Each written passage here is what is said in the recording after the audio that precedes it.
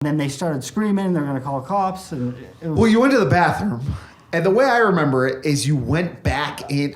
I'm pretty sure, and I could be wrong. You probably are right. My recollection of this. Okay. You went into the other. So I don't know where you went to the bathroom, but you went into their apartment, and you thought you were in our apartment. Yes, I thought. Because you got to go into the. It's confusing, but you got to go into the hall. Yes. To go to the bathroom, to go to the whatever. So you went to their apartment. And then you wanted to jump on Stefan or something. Yes, and I wanted to do the elevator. Yes. Okay, that's what it was. Yes. Because I've done this multiple times. This is not the first time I've walked into somebody else's apartment. So I'm like confusing the stories. One time I actually woke up on someone's couch in the morning in like the apartment above me, in the apartment I lived in, and the guy comes out of the living room and he goes, "What the fuck?" He told me that my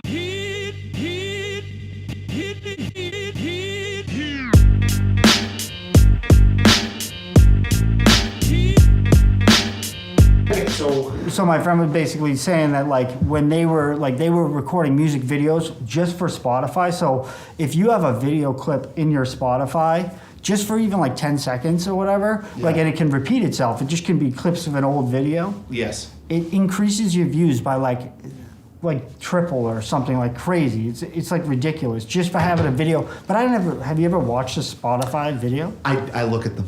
You watch them on repeat like an idiot? I don't know if I watch them on repeat, but I definitely check them out, and I definitely think they're. I like them. And some people I kind of do. I like the Taylor Swift ones. More effort. You know what? I was literally thinking of Taylor Swift. Some people put more effort than others, and it's weird. I don't know where they get the footage, but even some like older acts, they'll throw in a little bit of footage, and it makes sense. Yeah. You were telling me right before about the TikTok, the ad. So I worked on an ad for Aeropostal, and they had they flew in these. Which by the way, I didn't even know they were still around. I didn't either until they were like, "Do you want to work for 12 days for like $10,000?" I'm like, "Yeah, sure, I'll do that." So I did that job, and I was like, it was basically a buddy of mine. He was a producer, and he kind of just had been doing these, things for like sort of like companies like Aeropostal or whatever that were trying to get a viral ad campaign. So like his whole company is based in LA, and they really do social media and marketing like that. And he had been working on a bunch of stuff. He's the one who actually told me about the videos in Spotify. But they did this thing where they just hired like 12 kids that were, TikTok stars. Nobody knew who they were. But when we were actually filming, so they were just to be in the video. They flew them in from LA all over. They paid them like $5,000 in the hopes that when the video came out, they would post them on their pages that had.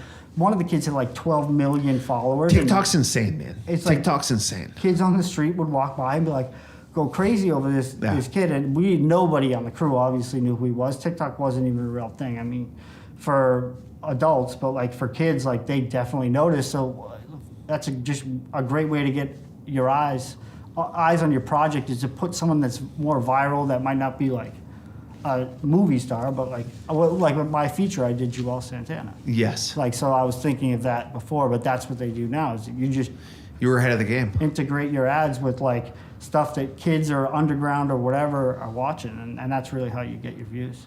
Man, and it's crazy like to think that we're just at the beginning of like the influencer. Well, yeah, I don't know if I might be a dinosaur, but forget that. I'm just saying, like, in terms of like its existence and its effect. You know what I mean? Like, it's. Oh no, I'm not saying I'm a dinosaur in terms of what's going on. I know exactly what's going on. I'm just saying more in terms of like, with like being a dinosaur in the sense like things are moving so exponentially fast that we will. It's just like. We might not understand the way that this stuff works in like 10 years. I mean, there's gonna be a point where they're gonna put a chip in our brain, and I don't know if I'm gonna be down. Yeah. So, but that's a great part about filmmaking. So as you just go along, you just do whatever the fuck you feel. Yeah, man, for sure. So you and I know each other through my cousin, who I used to live with, as well as with the comedian Akash Singh. The three of us lived in the worst. So I just want to set it up a little. So we moved into this railroad apartment in Williamsburg. Like the real estate people used to advertise East Williamsburg, and I honestly think this was the only apartment actually in East Williamsburg, because it wasn't Bushwick. It was East Williamsburg. And we first move. There's 2 apartments on this floor, and they're identical, horrible apartments. And horrible. It's literally horrible. Like, so bad. yeah, so bad. Still so bad. So bad. And they're railroad apartments, and the rooms are tiny. And so we move into one of them, but we have to move out because my cousin's getting headaches. So what? Did you not know this? No. When we moved into that apartment, we lived in the other one. The one beside with the weird Yes, kid? Okay. yes. But he said from the garage he was smelling fumes and he was Stefan getting said headaches. this? Yes. Oh, come on. I did not know this. Yeah, man. Okay. So we had to move the entire apartment, and it was a little bit nicer. Oh, man. It was a little bit nicer. So we have to move the entire apartment. All of your shit. All was of it our like stuff. under, We had your rooms been were set up living and there, everything? man. We had set everything up. Jesus We had fuck set Christ. everything up. So we move into he's like, I have headaches. Like, I can't live here. And so we moved to the next I one. would've punched So these apartments are relatively identical. So Ryan came over one night, and so they're both railroads. You go into the hallway sometimes to Where's walk the in apartment? and out. Like, you cannot stress enough how bad this apartment is. Horrible apartment. And I also just want to say my cousin still lives in this apartment. But he made it nicer. He did. Oh, yeah, okay, great. He built a room. Like, you guys were like crammed in like tenements. It Yeah, was no, like, I'll agree. It's definitely nicer, but Yeah. it's still it's still the same size. Like, look, all of the walls, like, because they don't Oh, want to yeah. paint it, are like bathroom tiles. Bathroom tiles. Like shiny, gloss, multicolored bathroom tiles. It's the ugliest apartment you've ever really seen in is. your life. Oh, They my don't nep- turn the heat on. Dude, my nephew came to visit, and he went to go upstairs, and he goes, he still remembers, he was 3 when he went, he's 6 now, and he goes, that creepy apartment with the Mickey Mouse on the wall. It's the creepiest Mickey Mouse. Yeah, the landlord is super nice, but she's a bit of a hoarder. She's got a creepy looking Mickey Mouse on the Bit of a wall. hoarder. Yeah, I mean, she's a The place massive. would light up like a tinderbox. So anyways, Ryan, tell the story. Yeah, when we first moved in, we had these nice, quiet neighbors next door. Ryan, you go from here. So I was hanging out with Stefan, and we just got blitzed, blackout, completely bonkers drunk. And I had to work the next morning at like, I think 7. And I'm like, I just remember sleeping, and I was like passed out on the floor in his tiny little room. No windows. No windows, no nothing. Like just, but the way that the apartment worked is like there were 2 doors. So I went out. There's one door that just went to the hallway, and then you'd have to walk through the whole apartment to go to the bathroom. So Yes. what I did is I got up and I slept walked, and I thought that I was like, opening the door, go to the bathroom, whatever. And I opened the door to the other people's apartment, and I walked inside of it. And I just fucking stormed in there, and I was like freaking out. And then they started screaming, they're going to call cops. And it was, Well, you went to the bathroom, and the way I remember it is you went back in. I'm pretty sure, and I could be wrong. you probably are right. My recollection of this. Okay. You went into the other. So I don't know where you went to the bathroom, but you went into their apartment, and you thought you were in our apartment. Yes, I thought because you got to yes. go into the. It's confusing, but you got to go into the hall. Yes. To go to the bathroom, to go to the whatever. So you went to their apartment. And then you wanted to That is jump on Stefan or yes, something. and I wanted to do the elevator. Yes. Okay, that's what it was. Yes. Because I've done this multiple times. This is not the first time I've walked into somebody else's apartment. So I'm like confusing the stories. One Yes. time I actually woke up on someone's couch in the morning, and like the apartment above me, in the apartment I lived in, and the guy comes out of the living room, and he goes, "What the fuck?" And he screams, and I fucking jump up, and I go, "What the fuck are you doing in here?" And then I realized I was in my apartment. I ran out. That's but with amazing. this other guy, so I'm at your apartment, and I Yes. just fucking go to the thing, and I elbow drop the dude in the middle of the night, like whatever, in his bed, dead asleep. He wakes up, he's freaking out, he's fucking yelling, like thinking he's getting attacked at night. And then I realize what the fuck I'm doing, and I run out, and I run right back into Stefan's apartment, and we just lock the door, and And you had a giant beard at the time. oh yeah, that was when I was growing my beard. Yeah, I was you had a doing the giant mushrooms, beard, yeah. and all of a sudden you just jump on this guy and elbow him. He was dead asleep. Oh, like that's the key. So I forgot about that part. Like he was dead asleep. I fucking ran in because the back, and I just like straight to the bed. And I go that's amazing. right on his back. So That's one of my favorite. That is just. Yeah, and that was- to be honest, these roommates, like the neighbors, they were okay, but we had no reason to really dislike them, but we kind of disliked them. Yeah, I mean, So- you're like anyone that lives in an apartment like that. Yeah. That's oh man, well, that is a fantastic story. So yeah, listen, I want to talk about the project, which was Ryan's feature, and it won Slam Dance, and we'll get into that. But first, you went to film school, right? I actually, you know what's great, man, is I actually am curious. Like I was thinking about it, and I'm curious about a bunch of this stuff that I actually don't know, and it's not like you and I would sit down and chat. So this is fantastic. Yeah. Like I wouldn't play 20 questions on like So when did you know you wanted to go to film school? Like when I was maybe 12. Okay. Like I was just obsessed with filmmaking. I love like Stanley Kubrick and Yep. Reservoir Dogs. Like my dad take me to see every movie. Like when Pulp Fiction came out, we'd go to the theater, and I was like a kid, Yep. And then also my favorite film was The Never-Ending Story. So I was just like that. Like once I was a little kid, I was hooked on films. And once I got my hands on a camera, I always wanted to like do film. And like I just always had a story. Felt like I had a story to tell. So I just made it my goal. Like when I was probably a freshman in high school, I was like, I am going to film school. I'm going to Emerson College. Okay. To go to film school. And you knew that's where, how'd you know you wanted to go to Emerson? Well, a friend of mine's sister, who actually, she won Sundance Audience Award a couple times as a producer. No way. She's done a lot of big films. Quinceañeros was the one that got her started. But before that, so that was my first girlfriend. Like her older sister was like all about films and making movies and stuff. So I saw them doing it, and it kind of inspired me. And then she went to Emerson, and like when we were a freshman in high school, we'd go to her dorm and party. So then I said, oh, I got to go to fucking Emerson. There's a lot of hot chicks here. And that was my main reasoning, because it was a really You good Holbrook guys. So that was my inspiration for Emerson, I think, mostly. Yeah. The hot chick in the overalls, but yeah. Great. I mean, listen. So, and then, so you go to Emerson, and what do you learn at film school? Like, what did they teach you? Nothing. Yeah. It's absolutely useless. What they taught me is like, so I actually didn't get in my first year. I had to go to Suffolk and transfer to get my grades up. And it was like a lot of money to go to Emerson. It was like, at the time, I mean, it's still so much money to go to college, but like my parents had to pay for it type of thing. And I was just like, but I was like, I have to go here. And I get there, and it's like, I went from one school to another, and I had the same exact teachers. And it was like a, $15,000 difference in tuition. And I'm like, wait, this is the same course you're teaching down the road? That's crazy. And so I learned like right away. That's what I learned in film school. It's a bunch of It's a bullshit. scam. And then I was like, when can I get my hands on a camera? And the first project I ever did was this like Media 101, and you're supposed to team up with people, but I didn't want to. I wanted to do it myself.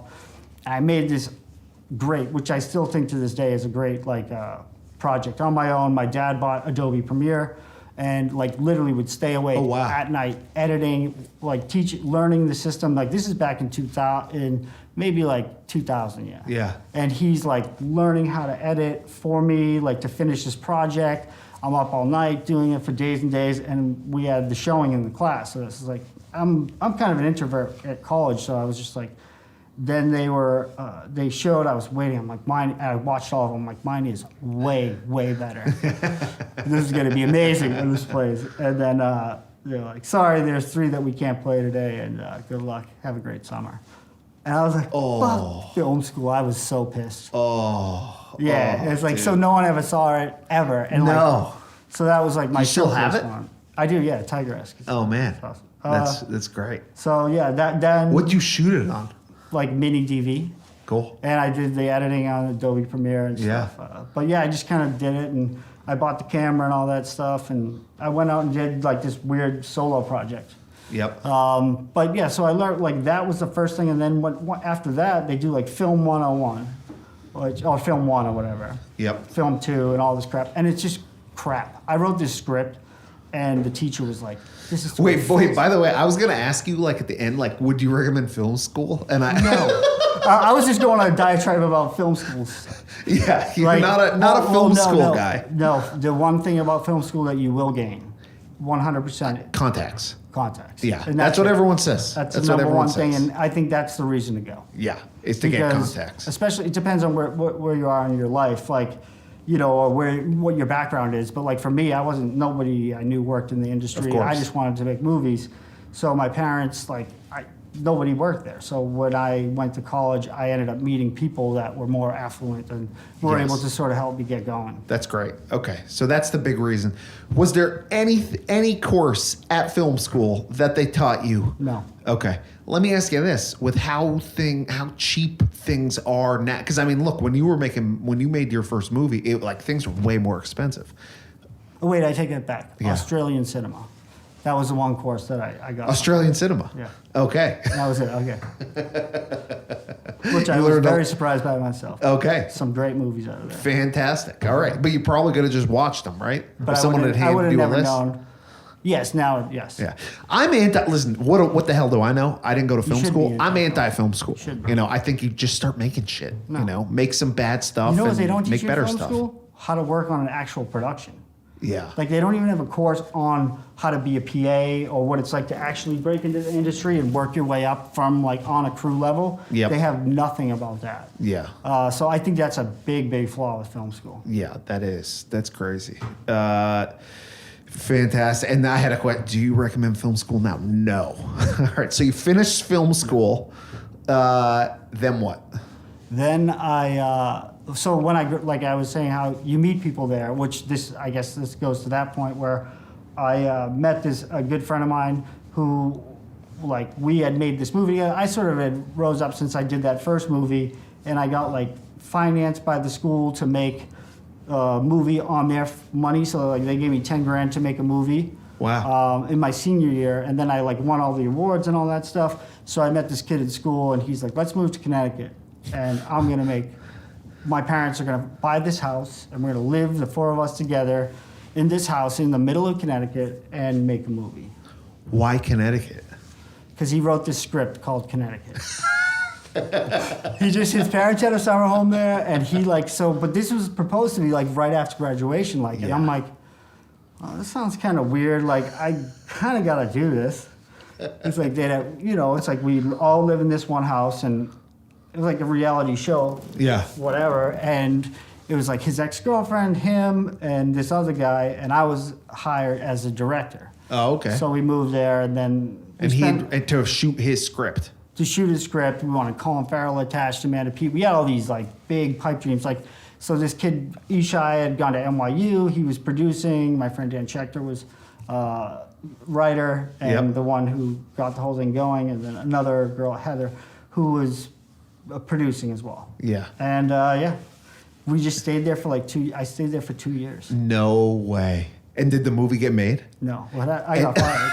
What? I got fired. You got You never fired? heard this story? I don't know. I haven't You've heard this never story. heard this? Oh, No, geez. man. All I've right. never. Yeah. What happened? So I'm like there, right? I'm staying in this place. I'm working in a pearl factory, A pearl factory. and all the three of Are them. you paying rent? No. Okay. I'm staying in the house rent free, but we pay utilities. Okay. But I just needed money to live. I need a car, but the other three can stay in the house, and they were on salary from the parents. Okay. But I had to work every day. So I had to get up in the morning, go, and they were like my role as a director. So I go over a year and a half, and then all of a sudden it's like we had done all these meetings, and things were kind of looking like they might work out. Like we had gone to LA, we had done all this stuff, but then I ended up just one day they just fired me, Wow. and I had like this steady girlfriend in Connecticut, so I just stayed there. And they made another movie without me. No. Yeah, called With- The Big Bad Swim, which is pretty good for an independent film. Oh man. Yeah. Why? And did they give you a reason for firing you, or is just? We lived in a house together, four of us. I was mad at them for them making money every day and not going to work. I was going to work every day. At the pearl factory. And then they were saying, I'm not Oh. doing enough on the movie. And I'm like, what are we even doing on the movie? I'll be honest. I don't know what a pearl factory is. Like actual pearls. So it's they have a jewelry company, and I had to like literally count pearls and like do like when the shipping comes in. So they'd send them out to QVC. I do quality checks on them, and I just spent all day just listening to audiobooks for like 8 hours a day. It was actually kind of a good experience. It sounds horrible, but like I really got along with my boss, and Nice. It wasn't the worst time in the world. Yeah, I just want to add for the audience, like Ryan, in my opinion, has always very much marched to his own drum, his own beat or whatever. So I can't picture him waking up. Like factory workers, they Why kind do you of. think I got fired? Well, I know you got fired for the movie. Want to hear what I did at the factory? I got in with the boss, and he would let me sleep under the desk. When I got there in the morning, we'd go out to lunch and drink, and then I come back and I'd sleep. That was my job. Like literally, not even a lie. And then you got fired one day? Not from the Pearl Factory, but from the movie. But when you got fired from the movie, you had a girlfriend in Connecticut, so you stayed in Connecticut for a while. I stayed there. And then I moved. Then we're like, all right, me and her and another guy were like, let's all move to New York. So then I was like, I'm going to go to New York. I'm going to try to get back in it and just make films. Yes. Whatever. I'm just going to get in the film industry. Yes. And that's where but I was 2 years back, you know. Yeah. I could have gone to LA. I wanted to go to LA. Yep. But I chose to go to Connecticut. But then I was already there. So I was like, fuck, I got to go to New York now. I'm also just laughing with Connecticut. I don't know why it's just coming in. When I had to hire this DP for there was one last comedy shot I had to get for timing, and I hired this guy from Portugal, and you've never heard anyone hate Connecticut like this guy. Like because he lived there for and he was just he was spitting out the way, Connecticut, It's not that bad. I'm not. Listen, Connecticut is what it is, but it's I live. It's just a funny place to end up if you're trying to become a filmmaker. In the middle of it too, because all I know about Connecticut is you drive down 95 to go to New York, and it's just this long, boring and you're just road. so close to New York. It's why not just go to New York? The whole thing was the script was based there, where it's this writer, and he had this vision. Yes. You know what he wanted to do? He wanted to extend college or camp or whatever. Yes. I think that was sort of his goal. He didn't want to grow up, and it's let's live in this house. Yeah, I get it, man. I said, this is weird. I'll do it. So, all right, so you moved to New York. What's going on? What neighborhood did you move into? Park Slope. Park Slope. Okay. 4th Avenue and DeGraw Street. And I remember being this is so sketchy. There were prostitutes all on between the streets. It was not. It's changed. It's changed, but back then it wasn't that bad though. So we got there and it was fine. And then I lived there for maybe 6 months. And then the friend who had fired me, Dan, called me up and was like, "Hey, do you want to?" He's got $1 million to direct his own feature. So he's writing and directing a feature, and they're doing it in the city. Wow. So he calls me up. He's like, "Hey, do you want to come down here and just check out the office?" So I did, and then they just hired me to be a location scout. And after that, I worked for a week, 2 weeks, and they were like, "Do you want to be the location manager?" Which I didn't even know what the job was. But I did that on a $1 million movie. That was my first job. Crazy. And then from that, the producer on that, who also went to Emerson, so film school again. Yep. Who Dan knew from Emerson. He became good friends with me. I'm still good friends with this day. He's the producer of the project called Tim Duff. And he was producing this. He was 21 years old, right out of college. And I became friends with him. And then we did this writing group. And we're like, let's write scripts. And we set this goal, if you don't bring... It's good. If you don't bring 10 pages a week, so I had 5 people. And if you don't bring 10 pages a week, you have to pay $50 fine. And all of that goes into a pot. And if you don't, at the end of the session, when one script or all scripts are done, we go to really expensive dinner with the money. So that was the thing. So 10 pages a week is crazy. So you have to do 10 pages a week, and every week we'd go and we'd read them together. And I wrote one, and mine was done first. And the producer, Tim Duff, was who also had produced my friend Dan's movie. Yep. What was the name of Dan's movie? Goodbye Baby. Goodbye Baby. Fred Armisen was in it. A couple of people. Cool. It was a good first film. Cool. And then he loved the idea and was like, "You should pitch this to my investor." Yeah. So I then wrote a business plan. I got all this I did all this research. When I wrote my movie, the project, I really was trying to think of how do I get financing to make a movie. That was my thing. So that's pretty much. Well, listen, this was a bit of a different day and age where things were just more expensive. I remember coming up I remember, movies. It just seemed so crazy. It was like, Quentin Tarantino shot Reservoir Dogs for like $1 million or something. You know what I mean? And that how are you gonna get $1 million? Well, that's actually an interesting. We don't know the timeline here. I'm 40 years old, so yes. And I made this movie when I was 24. Yes. So it was a while ago. Yes. And with me, so the way that it happened was at that time there was no YouTube really. There was no social media. It was starting. Facebook was around then. Facebook was around, but Twitter, no Twitter, no been, Instagram. Yeah, it hadn't been ad integrated. It wasn't sort of the thing that it is now. There was no way to get an audience, in terms of like on your own. Like now you can just kind of build your own audience, but that wasn't really. Also, the quality was bad. So, like, there was no streaming. Yes. At that time. This is before you could stream anything. Like, so there was no Netflix streaming, like anything out like that. So watching something on your computer wasn't even a viable thing. It's crazy. It's not even that long ago. And you look back and you're like, yeah, everything was grainy and terrible. So there's no quality in it where, it's crazy. There was no internet for filmmaking aspects of it. So what I did is for this movie, I researched hip hop culture.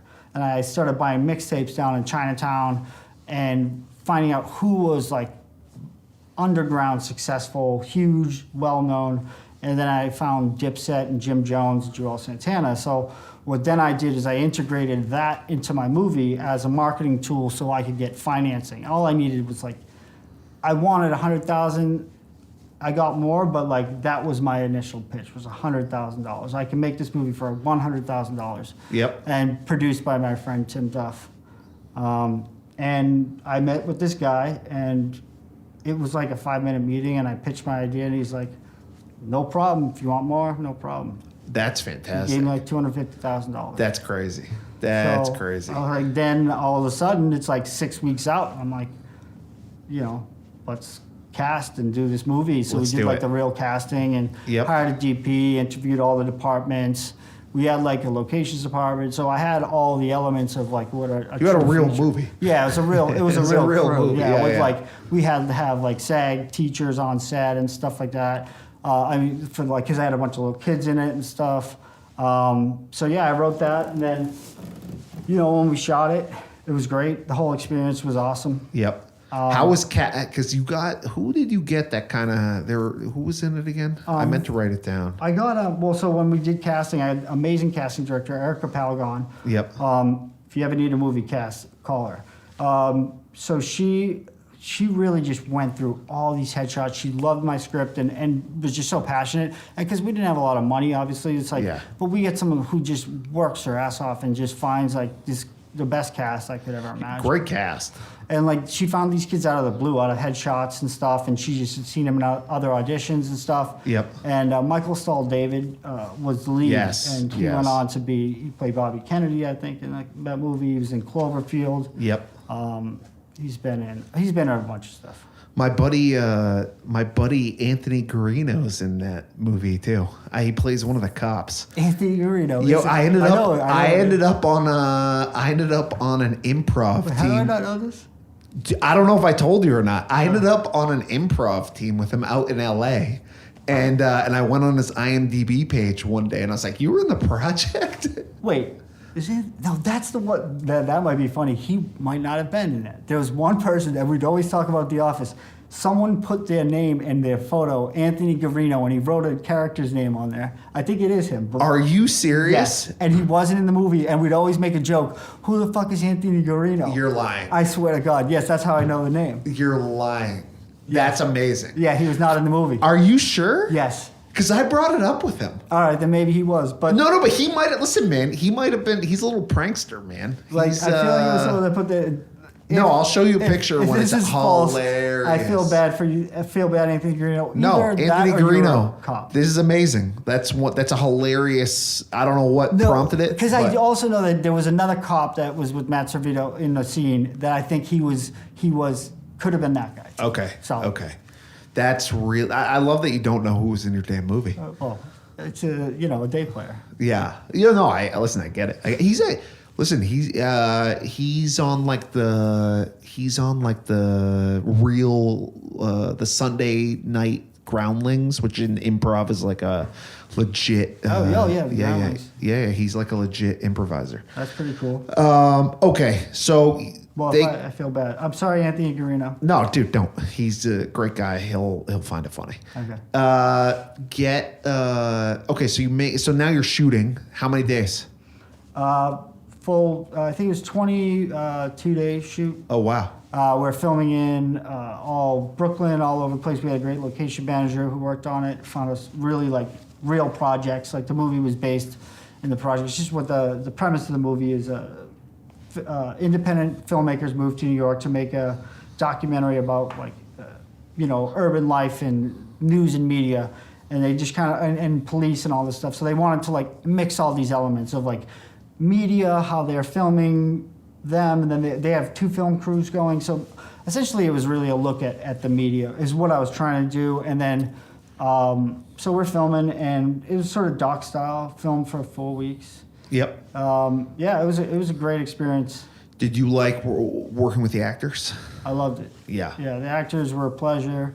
And, just having a DP and having a team of people working for your vision, even like the production designer and the people props and stuff like that, like having those elements really, really helps.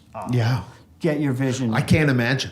Yeah, no, it's different. So I think that like I was very fortunate to have an experience where I could actually make a movie that I didn't have to worry about. Like everyone was catered. Like I had producers, I had ADs, all this stuff. So it was like it felt like a real movie. And my first movie was not like me like trying to film in a cubby hole or something like that. Yeah. Or whatever, in your apartment. Yeah.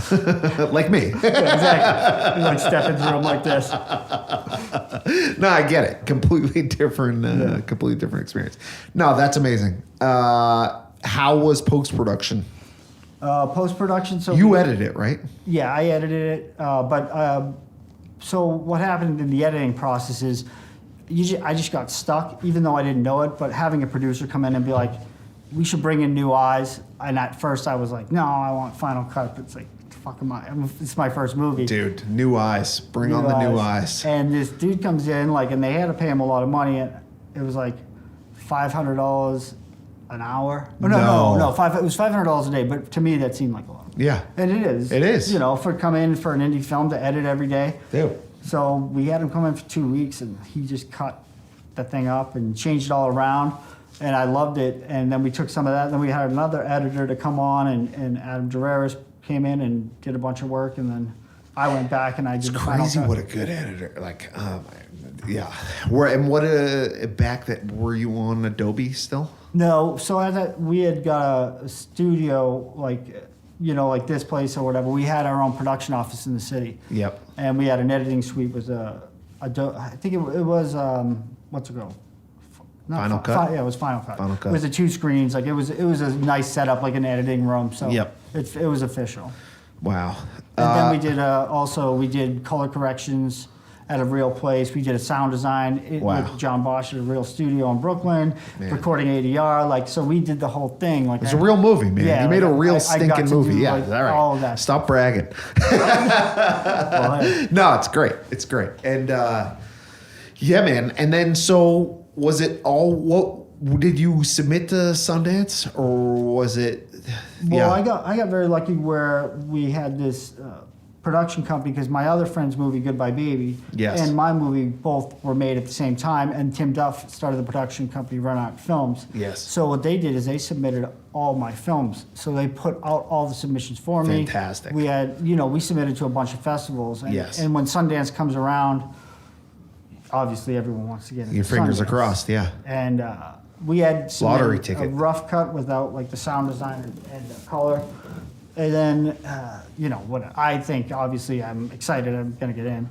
But I got a letter from Slamdance, like, in the beginning of September that were like, you are selected, like, please, if you get into Sundance, you can go, but if not, you're welcome to come to Slamdance. That's fantastic. And I didn't get it, but I did not. Bitch. I was on the wait list at Sundance. You were on the wait list? Yeah. No way. Congrats, man. Yeah, so then but then we were like right at the end, like right at Thanksgiving, we found out. So like we were anticipating maybe not, but then we got into Slamdance, and we just went for it as the first festival, and it was awesome. Yeah. Like, I love that Yeah. festival. It's very small. That's where I wanted. Listen, man, that was the goal. I was like, I just want to get into slam dance, and Yeah, my movie Played with Paranormal Activity was also... No way. So there are 5 films. So the way Slam Dance works is it's only first-time directors Yep. for features under $500,000. Yep. And they play at the exact same time Sundance does. Yes. So it's like you're in the mix of the festival. So you're in the whole scene, and you're talking to people. So it is a good chance to, like, if you do get into a festival, like, that's a great one to premiere at. Yes. The culture of the people there, it was awesome. Dude, I've always loved their vibe, and it is like it actually is like indie filmmakers. Yeah, you know what I mean? they really truly appreciate it. And like, so Jordan Pelly, I was at the premiere of Paranormal Activity in a room maybe about the size of this with like 30 people. Oh no, not 30 people, like 3 people. Oh, and man. it was like scary as hell. And I was like, this movie's amazing. He got bought by HBO the next day for like whatever. Like someone Which movie? Paranormal Activity. Yes, Dude, it went on yes, to make yes. it's a franchise. It's Oh like a no, it's billion-dollar massive. franchise. That movie, I forget the exact. I mean, that was Jason Blum's first like big hit or whatever. Who's Jason Blum? You know Blumhouse? Oh, Blum. Oh, yes. Yeah. It's actually for whatever reason I thought it was Bloom for a long time, but it's actually Blum. Someone Yeah. was just telling me. But that was his first hit, I think. Yeah, because I know Jordan Pelly direct. See, I only knew it from Jordan Pelly, the director Yeah. writer. So it was just like they set up cameras in a house and they just made it like a crazy. scary movie for under $20,000. It's insane, yeah. And that's why he was in Slam Dance. Also, a Robert Pattinson movie was in there called Twilight. No, yeah, Twilight 2. So yeah, it was cool. Like, How crazy is it? Who? Olivia Wilde was in a movie there. Oh, no way. Remember her last husband, who was like a The Prince. Prince, yeah. Yeah. He directed the film. Oh, and crazy. One of his films, so yeah. Yeah. Well, we went to high school together, right? Yeah. Yeah. That's why I brought it That's up. why I brought it up. Yeah. Weren't best We friends were or sat at anything. the same prom table. What was I gonna say? That's fantastic, man. And then you won the audience award at Yes. Slam Dance. Yeah, I won the audience award, then were immediately invited into a ton of other festivals. That's insane. That is for your first film. I mean, what a crazy experience. Yeah, for me, like, that was it was a great moment because I Yeah. had my whole family there. Like, Now, it was, did you call the professor who didn't play your short film your first year at MSU? I've always wanted to. Because you're a spiteful man. Fucking motherfucker. I still am mad about that shit. Motherfucker. And he was a Didn't play decent- your film. Yeah, the best thing you ever made. And he knew it was the best too. And this fucking asshole. That's why I was so happy when I finally won in my senior year. I actually won the award. Oh, actually, you know what's a good thing to come of that? I was editing that film Yeah. for the Tiger movie, the first one. And this kid walked by the bay and was like, watch what I was doing. And he saw the footage, and that's the kid that financed the movies that moved to New York. So that's how he met me when I was editing That's that. crazy. So, yeah. So good things. And all this happened because of that. Yeah, exactly. That's insane. So anyway, yeah. Look, the lesson of that is just make stuff, people. Yes. Make stuff. Excellent. So you win Slam Dance. How did you guys get distribution? So at Slam, we had an agent, and there were a couple of deals. Like, everything was kind of garbage deals, though. Like, you think you're gonna get like in the beginning, you think, oh, there's a buying war and this and that. And, like, it's all bullshit. And then like they end up being like, we can sell the movie to this company for like $50,000, and we'll sell you digital rights for $5,000 for 20 years, and like we're like, we'll take it. Because we're not making business decisions, but it's like we just want the movie to be seen. Of course. So yeah, we got distribution. It was released on DVD. It was on Showtime. What else? It's on Stars. it was Yeah, on I saw it on. Stars. Yeah. It played a lot. It did actually pretty well in terms Just of people. Also, the project. Look it up. It's a great movie. I've told you that before. I really enjoyed it, and it holds up. It holds up. Thank you. If anything, it's more timely. Yeah, exactly. That's how I think about it too, which actually really bothers me the most is the fact that, so what, we signed this deal Yeah. for our distribution. This really kills me still. We sold our digital rights to Stars Yes. and for 20 years. Okay. And Stars had their entire catalog on Netflix. So Yes. my movie was on Netflix for about a year until Stars or yanked maybe it. less. Stars yanked I all remember their that. digital catalog, and they don't even. It's just sitting there. There's no way to distribute it. So I think. Well, maybe let me ask you Amazon this: bought it. Did you? So I actually want to bring that up with you because the distribution company that it listed on IMDb is out of business. Melee, right? Yeah, Melee. There's at least they don't have a domain anymore. And Yeah, they were cool. They were nice guys. So I don't know. Do you know? Because you might. Who owns all the rights? Like you might have only sold like the premium. Because there's a difference between SVOD, which is subscription VOD, and AVOD, which is ad-supported VOD. Well, I don't care because it's like I didn't finance the movie. Of course. I have no. Well, the reason I stake, no can't point. listen, I hear you. That's why I've never looked it up. Well, I would look it up because I was literally thinking like I would love to throw it on my YouTube channel or like throw it, you know what I mean, and just get it.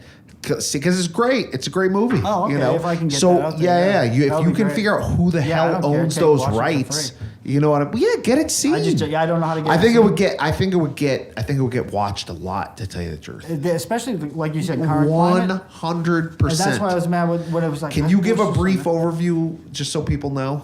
Because I think you can also rent it on Amazon. The You last can time I rent saw it on Amazon. Yeah. So basically, like it's where overview of the film. Yeah. I mean, it's just about media class, and like I wanted to really make a film. Like when I wrote it, like I was just in a moment, and I just had all these things going on. And I wrote this down on a piece of paper, and I just felt like there was a lot of convergence going on between like blurred lines with media, race, and sort of like living in New York, I could see the cops were kind of assholes. So I wanted to make a movie where it's like these filmmakers moved to Brooklyn to make a movie about two sides of the world, where it's two classes, a couple too. So they have a girlfriend who's filming, young kids from the projects, and then the boyfriend's filming police, like New York City officers.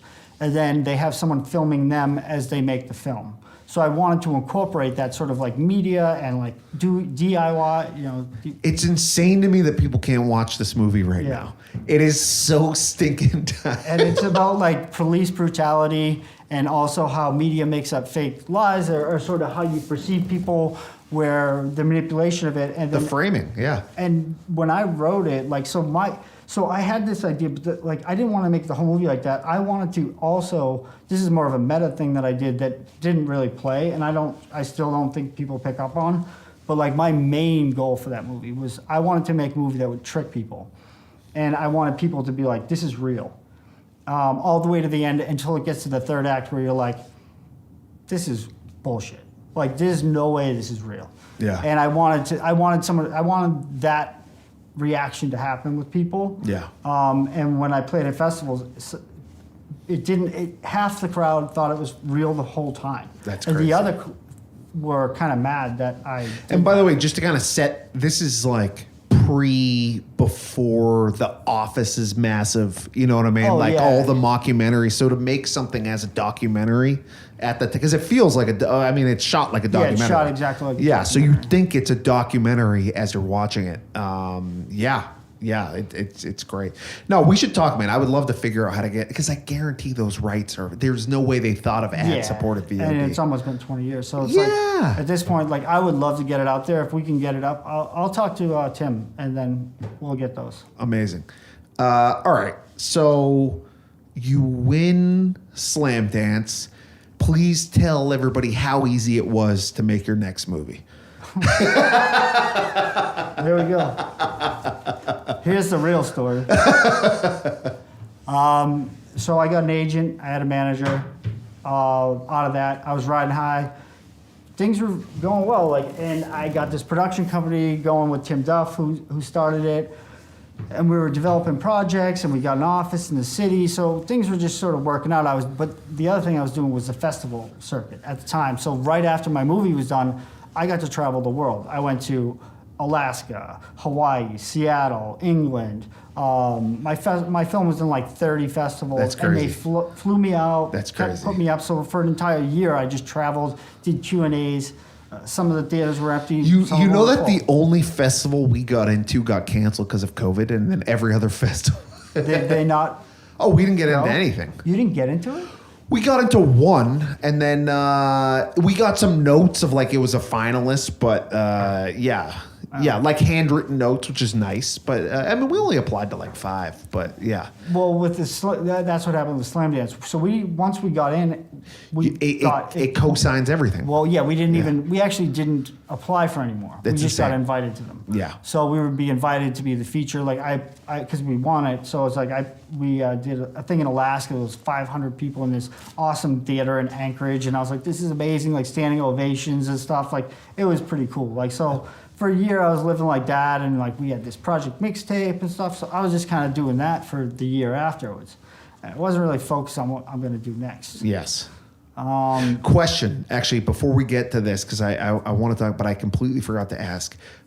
True or false? You were motivated to finish this script, because I actually don't know if this is true or not. You were motivated to finish that script because your girlfriend at the time had cheated on you with the lead singer of Third Eye Blind.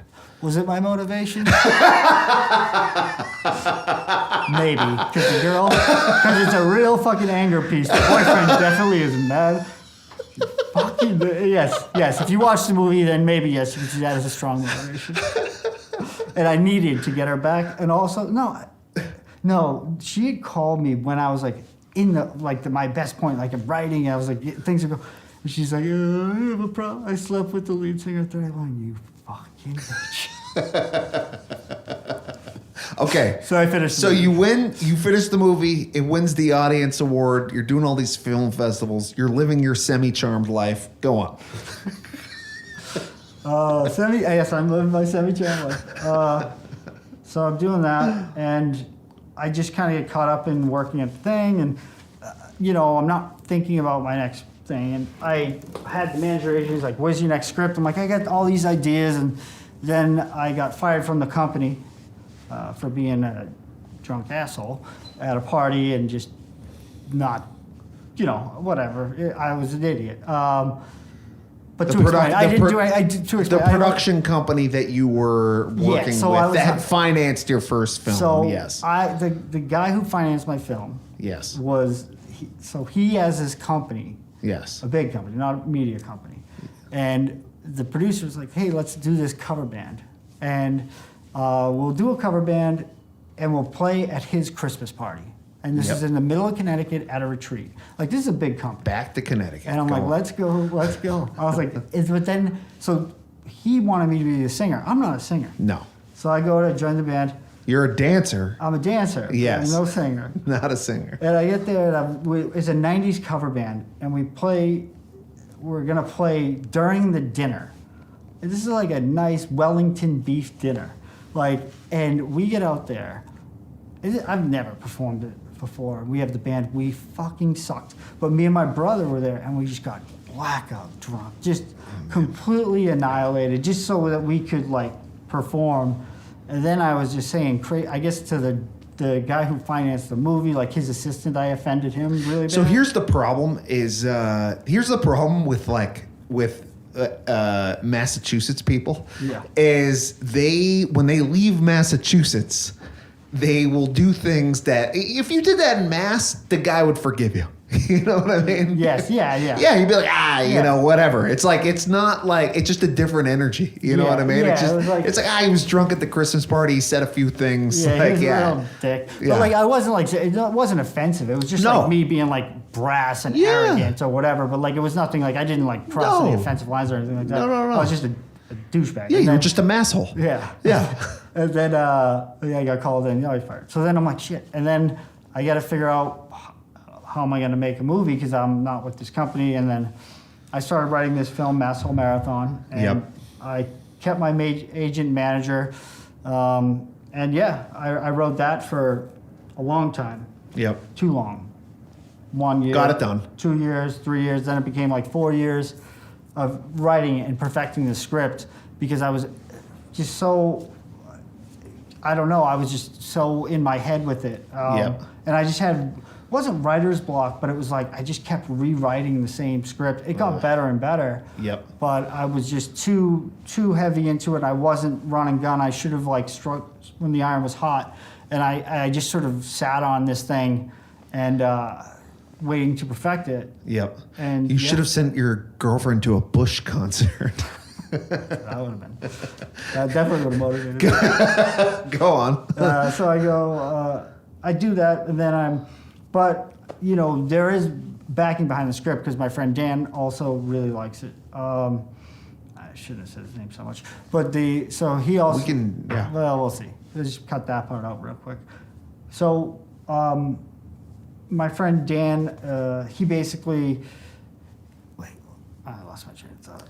You're okay, man. Hold on one sec.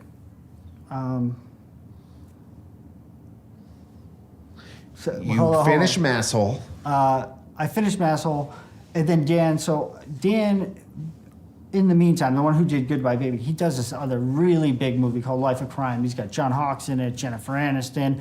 So what he had done to get that made, which is an interesting story for filmmakers, is like he loved this book by Elmore Leonard called, well, the movie was called The Switch, but the other, I forget the name of the book. But he pursued the rights to the book, and they belonged to Elmore Leonard's widow. They got the rights to it and all this stuff. So then someone found out that he had them, contacted him, and he's like, I have a script and all this stuff. Went to LA, met with these people, started pitching it to like big actors, and like it just happened. And he got like $15 million to make this Crazy. movie. Yep. And so he does that, and then he's got a very career role. Yeah. He also had made a movie. What was the editing movie? He made that right before that. So that actually plays a big role in it because that movie he did for which I nothing. liked. I love that actor. Tariq or No. Adam. The guy from Girls. Adam Driver. No, not Adam Driver. The guy who plays Ray. I forget his name. Yeah. I'm completely blank. That guy, by the way. Not Adam Driver. You're right. Not Adam Alex Driver. Karpovsky. Yes, Alex So Karpovsky. Alex Karpovsky was, I don't know, they had set up where I was editing timing at a green desk in which is like a shared office space in Williamsburg.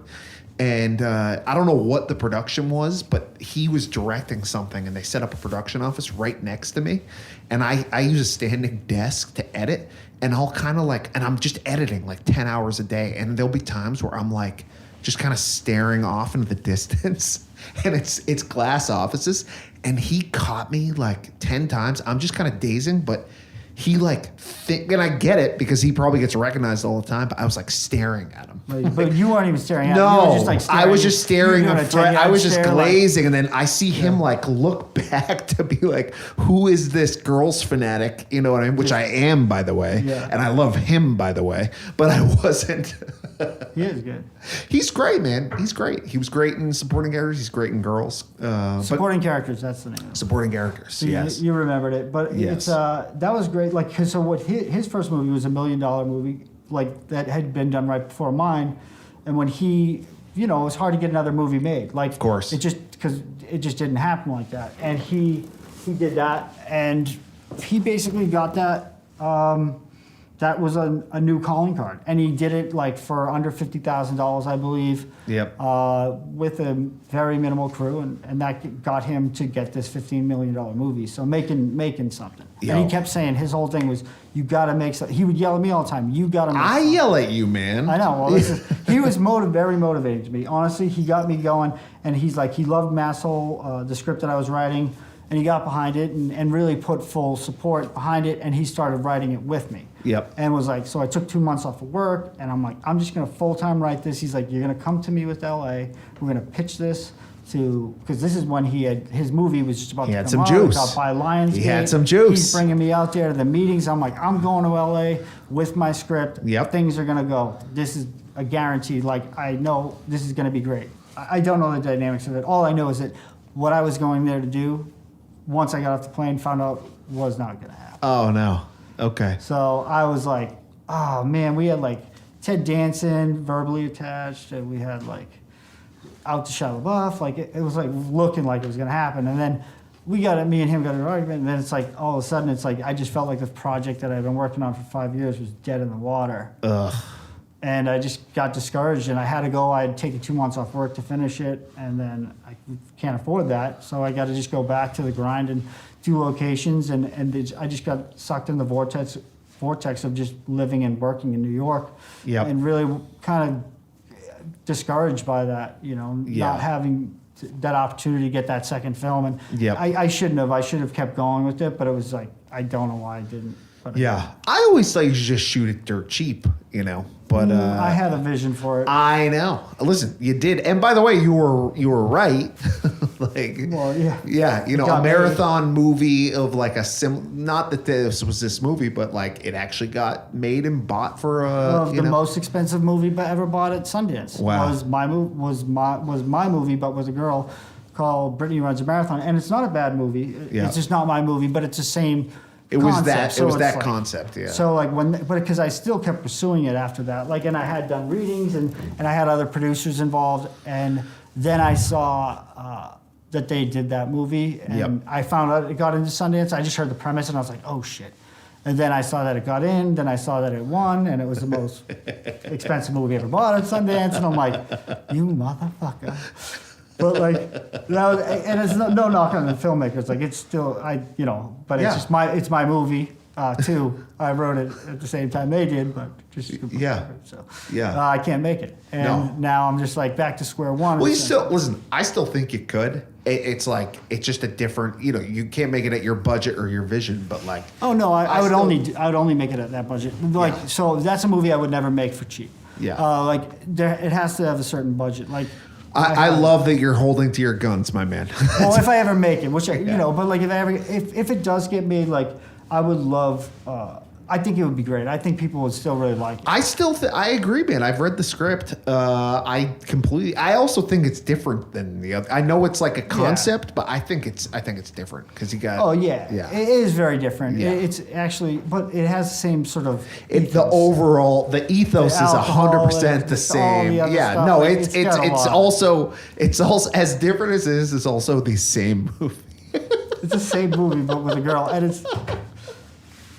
Yeah. It just swap a girl for a Masshole. Yeah, and my scenes were a little bit more, rough around the edges than that. But like, so mine was a little more R-rated, I guess, than that. But that was still a good movie. And Masshole Marathon coming out in 2040. Would you ever make a cheap like micro budget movie? Like why? Like you seem so I'm actually curious. Why don't you make a micro budget movie? Why are you opposed to this? Well, here's like when I said earlier that like with filmmaking, it started for me when I was like, very young. Yes. And I had visions of 5 movies that I wanted to do. Yes. But they've all been made. Okay. And one of them was even pitched, a big one that was actually pitched to the producer of Stranger Things, not by me, but by somebody else. Yes. And it was Stranger Things. That was my big movie. So like I always had this vision of doing these movies. And The House with the Clocks in His Walls, I wanted to adapt. Masshole Marathon. So they've all been done where it's like, it's hard, like that was my well. So it's like, I don't know. I'm not passionate enough about an idea. Yeah. At this point where I'm like, I really think that this would be. You don't want to make a movie just for the sake. You want to tell a story that you want to. They have to tell. Yeah, and it's like I don't spend time actively thinking about it. Like if it came to me, it comes to me. But like as of now, it's like I don't have. an idea. It's so fun. Creativity is such an interesting thing, and I think so. Ryan and I are about to shoot Victory the podcast, which is like Doug Ellen, Kevin Connolly, and Kevin Dillon's podcast, is having a film festival, and they are having a shoot on these smartphones, and it's like it has to be under 3 minutes. And I'll tell you what, just getting the creative juices flowing, you know what I mean? For me, like even just getting this kind of going.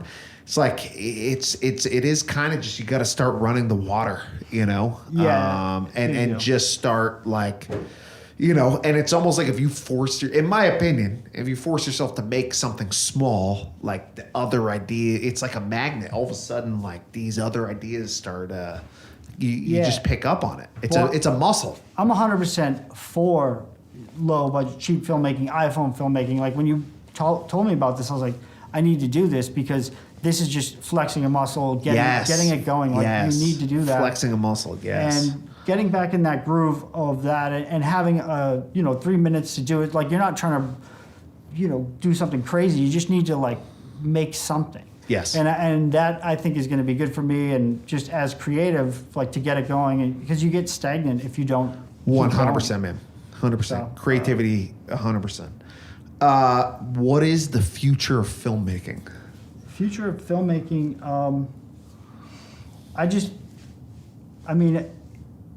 It's hard to say. It's just new visions will come along. As of now, like I'm not like there's a director like when I was growing up. Tarantino's Bryan Singer, who turned out to be a creep, but there was like these movies and these directors and people behind them, and I just don't know right now. I haven't seen any new one, but there will be one. There will be a couple. You're so funny because I actually think there are, man. Well, I'm sure there are. Maybe I can't think of them off the top of my head, but like right now I'm not like coming right off the top of my head. No current directors inspire you? No. Really? I've got guys like the Safdie brothers definitely inspire me. See, okay, I just need a reminder. Yeah. Those guys. Well, actually, I can't believe I feel like my film actually inspired them, but anyway. I if you ever like the project looks like that was shot in that style with the quick zooms. And, no, wait, listen, I got. That's why I love their movies. I mean, they also had shot feel. a documentary. They did? Okay. Yeah, they shot. I think they're awesome. Like they're amazing. Movies, when I watched the movies, I was like, this is exactly a movie that I would want to make. Yeah. Like the look, the feel, the vibe. Listen, like, that's I'm what not saying they took I'm saying that that's what I aspire to be, what they've done. Yeah, no, that's what I'm saying. So like that's and there's a bunch, but I can't believe Damien Chazelle, I think, is a beast. Yeah, he was Whiplash amazing. I didn't really love. The last two. Yeah, fair enough, but Whiplash is amazing. Whiplash is amazing. He dropped and the other, and listen, I like the others as well, but like that was my movie of the decade. And then I'm completely blanking on the director's name, but have you seen Waves? No. Trey Schultz, I think, is his name, and Krishna. Okay. It's legit. Yeah, it's been a weird year for movies. I feel like I'm just watching so much TV, which I love getting back to movies, but. Well, I was gonna say, what was the best movie you've seen in the past couple of years? Past couple of years. Yeah, past 2 years. My brain doesn't really think like that. Okay. I don't really I'm not like categorizing. You know what's funny is you watch a lot of movies. I watch man. all of them. Yeah. I've seen everything. So this is what I'm saying. It's not like I don't know. It's just like I can't be like, oh, like I can't cherry pick a favorite because I guess Uncut Gems was probably my favorite theater experience. Yeah, that was great. Good Times I like even better though. Good Time is amazing. Yeah, Good Time. There was an old arcade where I grew up called Good Times, so that's what I called it. But I thought those two were the best. Yes, fantastic. Another question. Movie I did like The Dig, which is a little. The Dig is like a Netflix movie. Yep. But I read the reviews and like sappy and all this stuff, and I'm like, well, I was crying. That's okay. It was good. It made me I felt like that director. I was like, this is a guy to watch. Yeah. Because he moved the story so fast, but it also had it was such a quiet story, but it was told in such a great way. Yep. I thought his directing style was phenomenal. So The Dig is on Netflix, and I recommend watching it. I'll check it out. Can we shift gears off of filmmaking for a second? Sure. So you're a massive Barstool fan. I am. It's hilarious to me because you and my cousin are we're in it from day one. Has it been crazy to see it blow up? It's been pretty cool because it's like when you like a band. Yes. I remember when I was younger, I liked bands like 311. Because you guys were annoyingly talking about Barstool way too much. And it's annoying to people. It's not annoying to me anymore because now I get. But 12 years ago. Yeah. You know what I mean? Barstool. Sharing the article. Did you see the blog? Did you see Portnoy's new blog? Did you see Portnoy's video with No, not even videos, man. Well, when he was storming Goodell. Yeah, but that was was like 5 years ago. Yeah, I'm I was talking like 10, oh, like, 12 oh, yeah, back in the years day when ago. we just send like Oh, it was like, yeah. I actually, well, the thing, I worked at the Fours, and I remember he came in and he was trying to give out the free magazines. And this is when I was. You working actually there. remember him giving out free magazines? Well, because I got yelled at by my boss for letting him put them in the front. He goes, "We don't take that shit free," and he threw them all away. And I had to tell him next time he came back to drop them off. I go, "He's just gonna throw them away." And I didn't. I put two and two together later in life, but yeah, he. Hilarious. Because that's where he was circuiting around the. I mean, it makes stadium, perfect so. sense. No, it makes perfect So sense. yeah, and I was like a bouncer, or not a bouncer, like a host or whatever at the moment. So. Oh my yeah, God. and he'd come in, and I was like, "Can't get in here." Do you trust his pizza reviews? Yes, 100%. You do, 100%. 100%. Have you seen his Linwood's review? It's too old to gauge. It was the second review he ever did. Oh, it was? Yeah. Okay, I didn't know That was before he was really in this. Okay, I didn't know that. That actually gives me so much more context now Yeah. because he preferred the spa over. Which is crazy because It's insane. And that. So I went back after watching like pizza reviews for like a year or two. I went and watched the Linwood's review, and I heard him saying he preferred spa, and I was like, it just completely. I was like, what am I know. watching here? Who is this? I went can't there trust a this couple guy. weeks ago to just see because I hadn't been there in years. It's Yeah. garbage. Spa? It's like, yeah, it's not. Oh, no. It's not garbage. but It's not like- garbage. Listen, if you're in Stoughton and you can't do the Yeah. extra 15 minutes, all right, you Going know. to Linwood always number one. Oh, And then I went to the other place that he likes up in Swampscott Yeah. recently. I went to the Lynn, his number one place. Yeah, I went there. Yeah, I liked it. I liked it. Yeah, It was yeah. no Linwood. Linwood's different. Here's the thing. I have no problem if he prefers that over Linwood. I prefer Linwood, but for him to say That's spa, a home style choice. He's from there. Yeah. I agree, though. Yeah, Spa over Linwood, no way. No. It's crazy. It's crazy. But yeah, talking about Barstool though, real quick, is watching them blow up. I think is a good thing for media. Whatever, Yes. you know, like that's crazy. Like, Yes. what they did was what he did was so brilliant. Or Erica Nardini coming up with this idea of like, let's put everyone in this office, let's film it, let's make all these content, and just like the way that it grew organically and coming from literally nothing. Like, I mean, that should be taught in college. Yeah. Like how persistence and that kind of stuff works. Yeah. No, they just have a content factory. Yeah. It's crazy. Awesome, man. You got anything else? No. Else? No? You not hanging much. in there COVID wise? Hanging in there. I got vaccinated, so yeah, Nice. I'm good. Nice. I snuck into well, I didn't sneak in. I just got a leftover that they were going to throw away at CVS at the end of the night, so that was good. That's the most Ryan way to get It was perfect, dude. I fucking snuck in the back door. Like that's the only way to do it. That wraps up another episode of the Alex Anderson Podcast. If you want to check out Ryan's movie, The Project, it's available for rent on Amazon. You can follow me at Alex Anderson TV. You can follow the podcast at Alex Anderson Podcast. And please remember to subscribe, rate, and review the podcast. It's going to help us grow. Thank you so much.